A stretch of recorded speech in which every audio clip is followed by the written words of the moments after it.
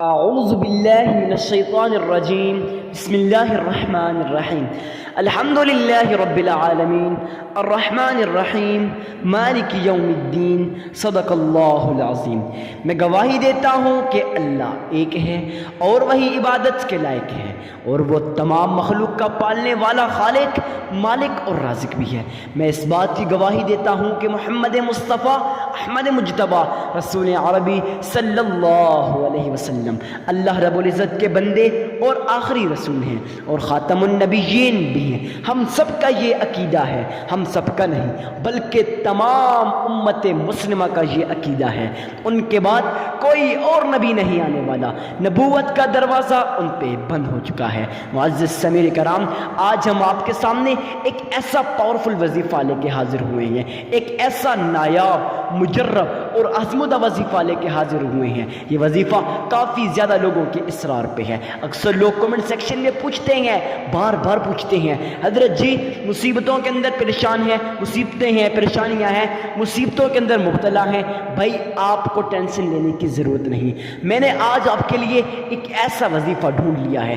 آج میں آپ کو ایک ایسا وظیفہ شیئر کرنے والا ہوں. یقین جانیں اللہ والے فرماتے ہیں جو شخص اس وظیفے کی تسبیح، یہ جو تسبیح ہے اس کا ورد کرتا ہے، اخلاص کے ساتھ کرتا ہے، خلوص کے ساتھ کرتا ہے، یقین جانیں اسے وہ کچھ عطا ہوتا ہے جو اس کے وہم و گمان میں بھی نہیں ہوگا. اب آپ کے ذہن میں بھی نہیں ہوگا ارے بھائی اتنا رزق آیا، مگر کہاں سے آیا؟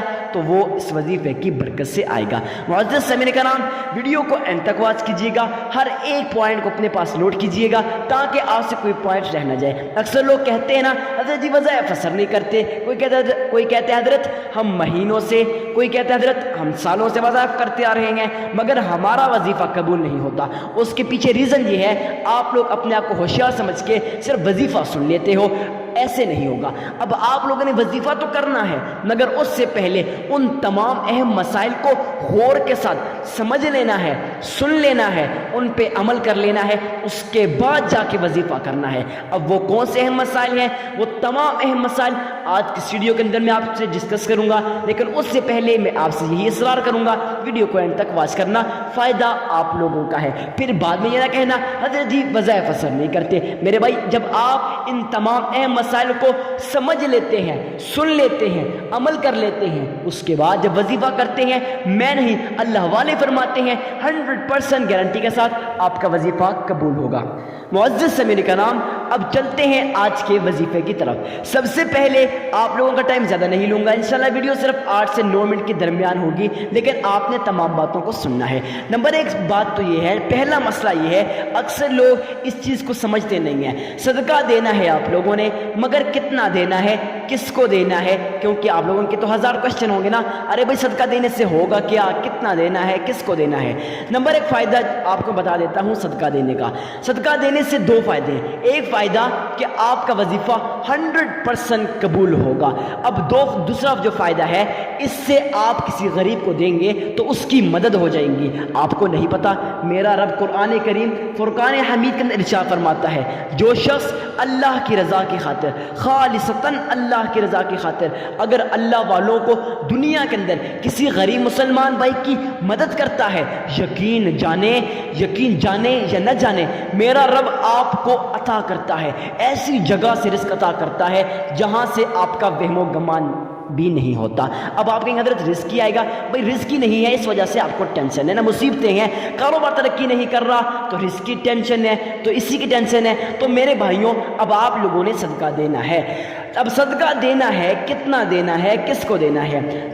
گلی کے اندر، محلے کے اندر، رشتہ داروں کے اندر، عزیز و اقارب کے اندر ڈھونڈنا ہے. ارے بھائی کس کو ڈھونڈنا ہے؟ غریب، مسکین، عاجز، فقیر، لاچار، ان لوگوں کو ڈھونڈنا ہے.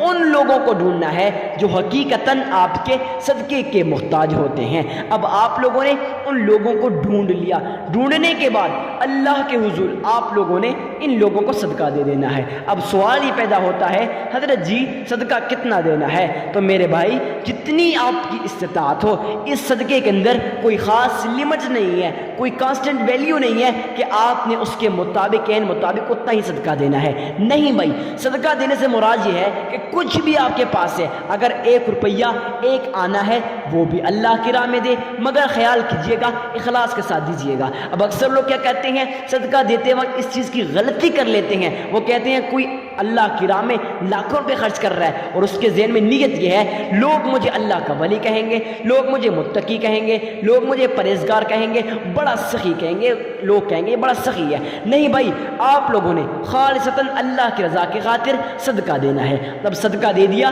اس کے بعد نمبر 2 مسئلہ، دوسرا مسئلہ یہ ہے، اس کو اپنے پاس نوٹ کر لیجئے گا، درود ابراہیمی کو پڑھنا ہے، لیکن درود ابراہیمی کو کیسے پڑھنا ہے، کہاں بیٹھ کے پڑھنا ہے، کتنی بار پڑھنا ہے، کیوں پڑھنا ہے؟ نمبر 1 سوال کہ صدقہ جو دے دیا اس کے بعد درود ابراہیمی کو کتنی بار پڑھنا ہے؟ لیکن اس سے پہلے میں آپ کو یہ بتا دوں، درود ابراہیمی کو پڑھنے کے لیے گھر کے کسی کونے میں بیٹھ جائیں، کیونکہ جب انسان تنہا ہوتا ہے نا، اس کا تعلق اس کے رب کے ساتھ جڑ جاتا ہے۔ اور آپ کو نہیں پتا کہ میرا رب جب ارشاد فرماتا ہے کہ جب کوئی انسان تنہا ہو تو اس کا رب جب اس کے رب کے ساتھ، اس کا تعلق اس کے رب کے ساتھ جڑ جاتا ہے، تو اس وقت وہ اپنے رب سے جو بھی دعا کرتا ہے، جو بھی مانگتا ہے، میرا رب اسے عطا کرتا ہے۔ گھر کے کسی کونے میں بیٹھ جانے کے بعد اللہ کے حضور آپ لوگوں نے 3 مرتبہ درود ابراہیمی کو پڑھ لینا ہے۔ درود ابراہیمی کو پڑھنے سے پہلے اپنے ذہن کے اندر اس چیز کا خیال پیدا کیجئے، گویا آپ روضہ رسول کی جالیوں کے سامنے کھڑے ہو، محمد مصطفیٰ احمد مجتبیٰ رسول عربی صلی اللہ علیہ وسلم آپ کس درود ابراہیمی کو سن رہے ہیں۔ اس طرح سے آپ لوگوں نے 3 مرتبہ درود ابراہیمی کو پڑھ لینا ہے۔ اب اکثر لوگ کہتے ہیں، اکثر میرے بھائی کہتے ہیں، حضرت جی آپ نے ایک ویڈیو کے اندر کہا تھا جس شخص کا تلفظ ٹھیک نہیں ہوگا اس کا وظیفہ بھی قبول نہیں ہوگا۔ جی ہاں، اسی طرح ہے۔ اب آپ کا تلفظ ٹھیک نہیں ہے، گھبرائیں مت، ٹینشن مت لیں، میں آپ کو 1 مرتبہ اچھی تلفظ کے ساتھ صحیح طرح پڑھ کے بتا دیتا ہوں، آپ لوگ اس کو سن لیں یا پھر آپ لوگ اس کو پڑھ لیں۔ اللہم صلی علی محمد وعلى آل محمد كما صليت على إبراهيم وعلى آل إبراهيم إنك حميد مجيد اللهم بارك على محمد وعلى آل محمد كما باركت على إبراهيم وعلى آل إبراهيم إنك حميد مجید۔ معزز سامعین کرام، اس درود ابراہیم کو 3 مرتبہ پڑھ لیں۔ تلفظ ٹھیک نہیں ہے تو کوئی مسئلہ نہیں، پیچھے کر کے ویڈیو کو 3 مرتبہ سن لیں۔ اس کے بعد اب غور سے سن لینا ہے۔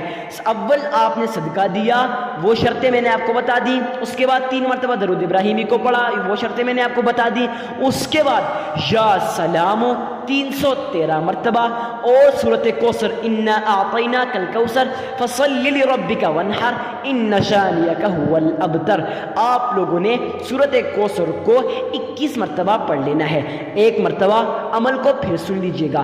اول صدقہ دیا، اس کے بعد اللہ کے حضور 3 مرتبہ درود ابراہیمی کو پڑھا، 313 مرتبہ یا سلام پڑھا، اس کے بعد 21 مرتبہ سورۃ کوثر پڑھی، اس کے بعد پھر 3 مرتبہ درود ابراہیمی کو پڑھا، آپ کا عمل مکمل ہو جائے گا۔ میں یقین کے ساتھ کہتا ہوں کہ آپ کو یہ ویڈیو بہت پسند آئی ہوگی، اس لیے پسند آئی ہوگی کیونکہ یہ ویڈیو آپ کی زندگی کو بدل سکتی ہے، آپ کے نصیب اور مقدر کے بنتالوں کو کھول سکتی ہے۔ اسی لیے آپ کے نصیب اور مقدر کے بنتالے کھولنے کے لیے ایک لائک تو بنتا ہے نا، ویڈیو کو لائک کر کے چینل پر سبسکرائب کر دیجئے گا تاکہ مزید اسلامی ویڈیوز سب سے پہلے آپ تک پہنچتی رہیں، اور صدقہ جاریہ سمجھ کر شیئر کرنا مت بھولیے گا۔ ہاں بھائی، ہو سکتا ہے آپ کے اس شیئر سے آپ کسی مسلمان بھائی کی زندگی بدل جائے، تقدیر بدل جائے، وہ سارا جو ثواب آپ کے مال نامہ میں لکھ دیا جائے گا۔ بھائی ملتے ہیں نیکسٹ ویڈیو میں، اجازت دیجیے، تب تک کے لیے اللہ حافظ۔